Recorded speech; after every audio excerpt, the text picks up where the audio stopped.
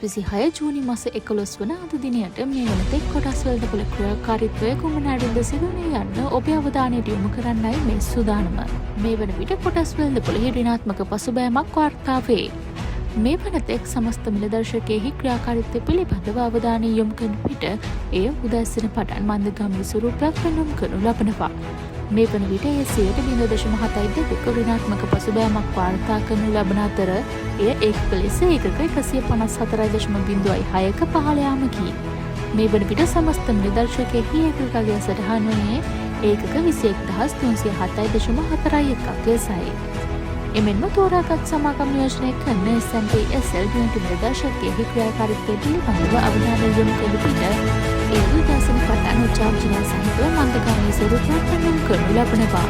මේ වන විට එය 0.54ක ඍණාත්මක පසුබෑමක් වාර්තා කරනු ලබන අතර එය ඒකක ලෙස ඒකක 32.57ක පහළ යාමකි.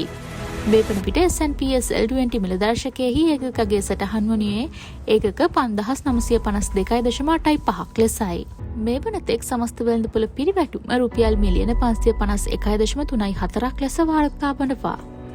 මේ වනතෙක් ප්‍රතිශතාත්මකව ඉහළ මිල වර්ධනයක් වාර්තා කළ කොටස් පිළිවෙලින් External Importing, Ambient Holdings, Land River Loan, Lee Hedge සහ LIC General Insurance ලෙස වාර්තා වනවා.